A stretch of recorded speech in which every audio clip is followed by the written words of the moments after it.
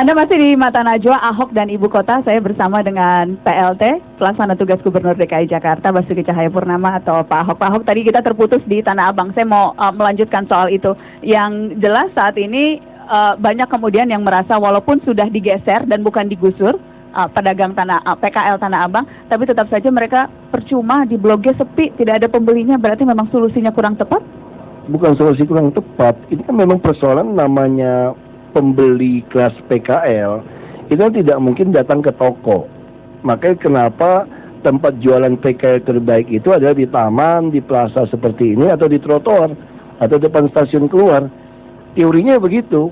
Nah, makanya sekarang gimana caranya? Kan kita bilang, Anda masuk dulu, sekarang kita akan bangun jembatan, pemerintah kan masih tender, nanti keluar dari kereta api, stasiun kereta api Tanah Abang itu, langsung dia keluarnya lewat ke Blok G. Jadi sambil lewat ke situ, ini mesti direkayasa gitu loh. Yang parahnya Blok G itu bukan soal tidak lakunya. Di Jati Baru 10 masih ada preman yang menjualin lapak-lapak. Kemarin bilangnya apa? Lagi pilpres, jangan sikat dulu, gitu kan? Siapa yang bilang gitu? Ya ada wali kota bilangnya begitu, jangan dulu Pak nanti pilpres. Saya mah emang gue pikirin, bukan gue yang maju ini. Anda nggak mikirin bos Anda, Pak Jokowi? Bos gue yang mana? Ada Jokowi, ada Prabowo juga bos dua-duanya. Jadi kenapa mesti pikirin? Saya ingat Pak Ahok, Anda sempat bilang orang Jakarta itu paling jago acting, main sinetron. Apa sih cerita sinetron yang paling dramatis yang pernah Anda dengar dari warga Jakarta? Jarang. Sinetron paling dramatis? Yeah. Bukan di film. Kampung Pulau Bukit Duri. Kayak gimana sih? Sinetron banjir, kasihan terus. Tiap tahun TV datang. Saya udah bilang, sampai kiamat juga lu banjir. Orang tinggal di badan sungai. Marah loh orang waktu itu dibilang gitu. Ya marah, biarin lu marah. Lu ngomong kenyataan. Saya bilang, kalau kamu ngalah buat saya jamin tidak banjir. Berani taruhan? Nggak enak dibilang taruhannya, nggak. Katanya tangkap polisi lagi taruhan. Susah juga ngomongnya. Tapi saya berani jamin tidak banjir, asal anda ngalah. Nanti yang Bukit Duri, kelihatan itu. Nah, sama kayak minta-minta barang. Kita ini terlalu enak sinetronnya. Kalau ada banjir, ada tunjangan hari banjir itu, bukan tunjangan hari raya. Sampai ada polisi marah. Polisi bilang gini sama saya. Pagi-pagi dia masak semacam nasi goreng sama goreng telur satu. Kasih kepada yang kebanjiran di sana. Dia lihat sayurnya cuma gitu, langsung dibuang tong sampah. Sampai kesel mau dipukul, dia bilang polisi pukul orang. Kenapa? Dia tahu nanti ada dari yayasan mana yang makanannya lebih enak.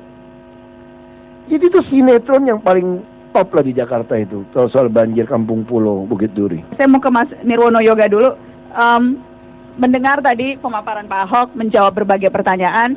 Anda optimis sisa 40 bulan dari 60 bulan tugas ini akan bisa diselesaikan? Mana yang seharusnya bisa menjadi prioritas B? Kalau tadi komentar soal sinetron tadi dong, Anda setuju tidak warga Jakarta paling jago sinetron, terutama yang dramatisnya tadi di Kampung Pulau itu?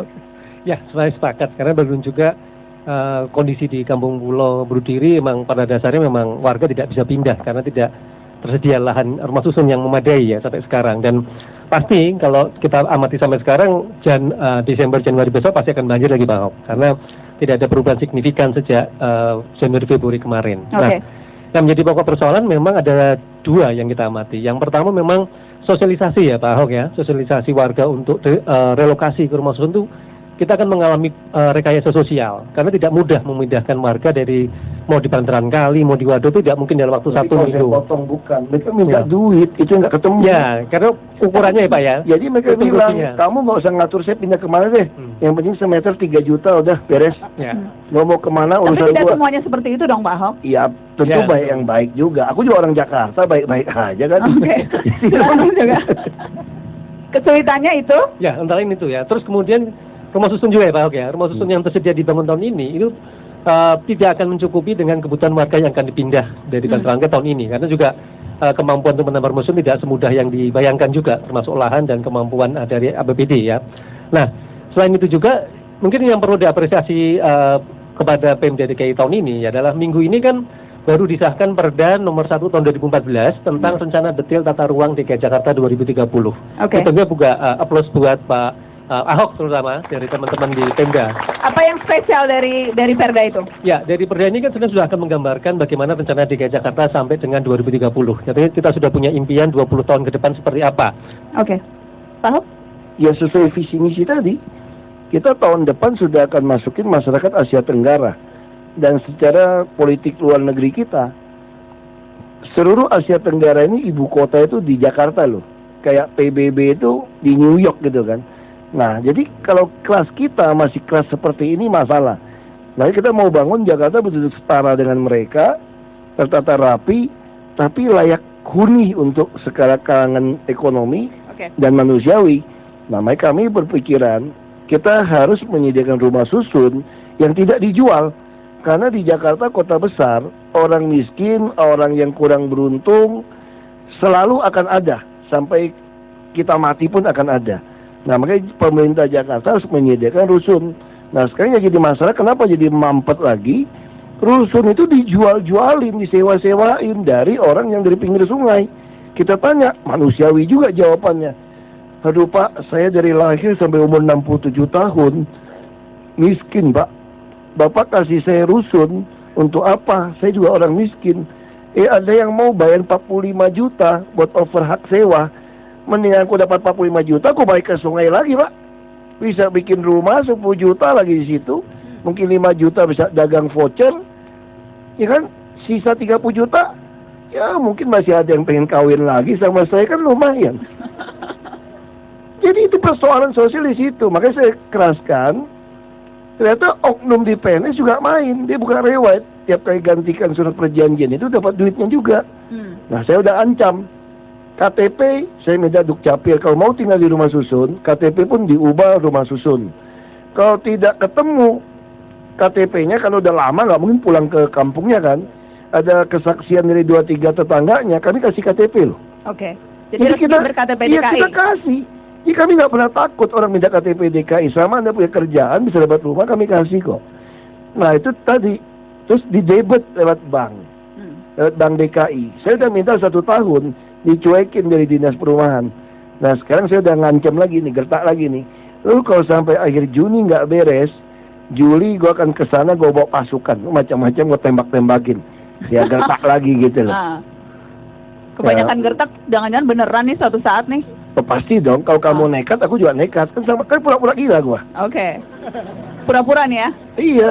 Saya mau ke Bang Jaja Rizal. Cocok tidak? Memang harus pura-pura gila? Jadi pemimpin Jakarta, Anda mengamati sejarah Jakarta sejak dulu. Memang perlu tipikal yang seperti ini karena warga Jakarta sulit diatur? Bang Rizal? Ya, menurut saya dalam sejarah yang panjang kan, Jakarta itu terkenal karena mayoritas yang tinggal itu lebih memilih menjadi trackers ketimbang believers.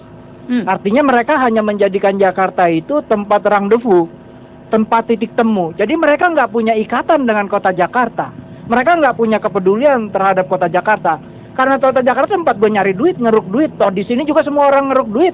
Mau lingkungannya rusak, mau apa-apanya segala macam rusak, kebudayaannya rusak, hubungan sosialnya rusak. Bukan soal begitu. Selama ini kan kita ketemu gubernur, ketemu wakil gubernur yang selalu berpikir dialah sentral penyelesaian segala masalah. Tapi menurut saya masalah Jakarta ini kan udah kayak bulu kusut, orang Betawi bilang. Justru yang harus dicari adalah bagaimana kita gubernur dan wakil gubernur menjadi medium partisipasi publik menyelesaikan persoalan-persoalan Jakarta. Nah, Pak Ahok menurut saya banyak melakukan hal kayak begitu. Mengajak orang merasa terlibat. Ini masalah semua, bukan hanya masalah. Malam ini lumayan nih, dia muji gua nih. Emang biasanya nggak muji. Karena terlalu temen tuh jadi kurang baik juga dia. Enggak, saya berapa hari berturut-turut ini menulis di media tentang Ahok dan memang belakangan saya mengkritik Pak Ahok keras sekali soal Monas. Pak Ahok kan orang yang bangga sekali bisa membersihkan Monas. Sampai nggak percaya tenaga dalam negeri dan ngambil dari tenaga Jerman, bersihin Monas jadi kinclong begitu. Terus saya bilang, Pak Ahok ini berpikir kayaknya rada kurang lengkap.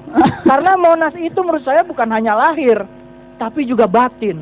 Saya kaget ya Pak Ahok sekarang kok tiba-tiba ganas sama kaki 5 di Monas. Mau pakai senapan kejut pakai senapan kejut. Ya sekarang baru jadi PLT udah mulai gerasak gerusuk kan kelihatan. Tapi menurut saya ini hal yang menarik karena Pak Ahok nggak tahu sejarah Monas, dia telah melakukan yang benar, mensterilisasi Monas. Oke. Komentar dikit Pak Ahok sebelum saya lempar ke audiens yang lain. Mau komentar dikit? Ini soal persepsi kan. Orang kan tanya, kenapa kasih Karcher yang Jerman? Nah, saya tertariknya kenapa? Dia pernah bersihin semua monumen. Justru saya takut Kalau yang cuma bisa manjat tebing, bersihin Monas, kalau nggak pernah teruji, Monas rusak gimana? Kalau yang ini kan dia ada pernyataan, dia saya lihat pernah nggak bersihin monumen nasional negara lain? Pernah. Terus saya tanya, nanti kamu iklanin nggak di seluruh dunia? Kan saya ingin Monas itu jadi kebanggaan nasional, seluruh dunia tahu nih ada Monas nih. Nah iklan di dunia nih siapa yang bayar? Nah kalau ada perusahaan Karcher dari Jerman, dia semua tuh dia akan promosi terus seperti dia bersihin monumen nasional di Amerika. Nah makanya saya pikir ini baik ini. Nah kalau yang lokal, saya tanya kamu pernah bersihin yang mana? Terus saya tawarin tuh bersihin Pancoran dulu deh, gue lihat dulu deh. Nggak mau, maunya Monas. Saya takut dong. Ini Monas cuma punya satu, kalau kerusak gimana? Makanya saya bilang nggak bisa kalau gitu. Udah, berarti Karcher yang menang. Dia mau promosiin di dunia dan dia pengalaman bersihin berapa belas monumen dunia. Ya udah kasih. Yang lokal marah-marah nih. Udah tes dulu Pancoran, gue bilang. Nggak mau juga. Selamat datang, maunya Monas. Sekarang ada nggak yang mau bersihin? Nah sekarang Karcher bilang lagi, Pak kalau itu nggak mau dibersihin, kami yang bersihin deh. Nah saya tahan dulu nih. Aku tanya dulu, yang mana nih yang lokal-lokal yang jago-jago nih mau bersih dulu deh. Gue tes satu deh, nggak apa-apa deh. Nggak ada yang datang sampai hari ini. Nanti begitu gue kasih ke Karcher lagi, ya Ahok pro Karcher lagi, Jerman lagi katanya. Orang bilang ini tidak terserap nih, tidak kasih saya. Emang gue pikirin, yang penting gue selamatin 2,4 triliun, enak aja lu hambur-hamburin. Beli meja, beli kursi kagak karuan. Apa sih bangganya lu bisa nyerap anggaran? Kalau nyata lu nyolong semua, nggak bisa.